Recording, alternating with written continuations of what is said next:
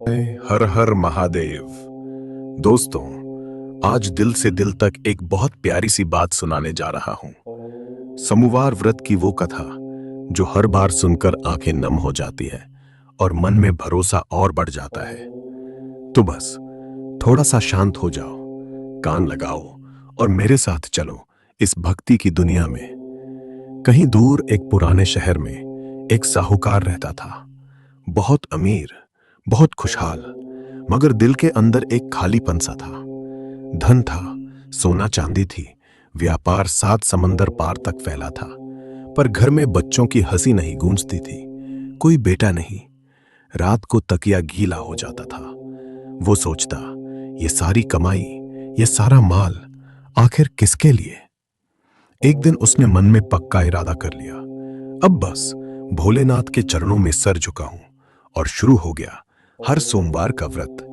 सुबह सुबह नहाकर मन में सिर्फ एक नाम, शिवलिंग पर ठंडा जल चढ़ाता, दूध बहाता, बेलपत्र चढ़ाता। शाम ढलते ही मंदिर में घी का दिया जलाता और आंखें बंद करके बुदबुदाता, बाबा बस एक बेटा दे दो, बस एक बार गोद भर दो। उसकी सच्ची भक्ति देख मां पार्वती का मन पिघल गया। एक दिन उन्होंने बड़े प्यार से शिव जी से कहा, देखिए न प्रभु, कितनी शुद्ध श्रद्धा से यह भक्त आपकी सेवा करता है। इसकी एक मनोकामना पूरी कर दीजिए ना। भोलेनाथ ने मुस्कुराते हुए कहा, पार्वती, इसके कर्मों में पुत्र का सुख नहीं लिखा, पर तेरी बात नहीं टाल सकता। ठीक है, पुत्र देता हूं, मगर सिर्फ 16 साल की उम्र तक। उसी रात साहूकार के सपने में भगवान आए। बोले, बेटा, तेरी भक्ति से खुश होकर पुत्र दे रहा हूं, पर उसकी आयु सिर्फ 16 बरस की होगी। साहूकार की आंख खुली तो आंसू बह रहे थे, मगर मन में एक अटूट विश्वास था। उसने कहा, जो तेरी मर्जी बाबा, तेरी मर्जी ही सबसे अच्छी। और वो व्रत पूजा करता रहा। फिर एक दिन घर में रोशनी छा गई। एक नन्हा सा फरिश्ता आया, प्यारा सा बेटा। साहूकार और उसकी पत्नी दिन रात उसे गोद में लेकर खेलते, लाड करते। वो बच्चा बड़ा हुआ, इतना सुंदर, इतना समझदार और भक्ति में भी डूबा रहता।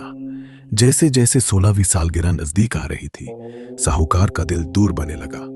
एक दिन उसने बेटे से प्यार से कहा, बेटा, अब तुझे एक जरूरी सफर पर जाना है, जाओ और जल्दी लौट आना। बेटा चल पड़ा।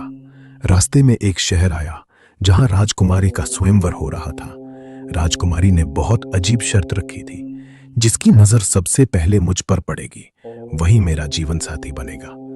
और देखते ही देखते राजकुमारी की आंखें उसी लड़के पर टिक गई। वो मुस्कुराई, हाथ जोड़े और बोली, यही मेरा पति है। शादी हो गई। दोनों खुशी खुशी ससुराल की ओर चल पड़े। तभी हवा में एक हल्की सी सुगंध फैली। अदृश्य रूप में भगवान शिव और मां पार्वती वहां खड़े थे। शिव जी ने कहा, पार्वती, ये वही बालक है जिसकी उम्र मैंने 16 साल रखी थी। अब उसका समय पूरा हो गया। मां पार्वती की आंखों में आंसू छलक आए। उन्होंने हाथ जोड़कर कहा, बाबा, देखिए ना, इसकी भक्ति, इसकी नई नई दुल्हन का दर्द, इसे थोड़ा और जीवन दीजिए ना प्रभु, बस थोड़ा और। भोलेनाथ फिर मुस्कुराए, वो मुस्कान जिसमें सारी दुनिया समा जाती है।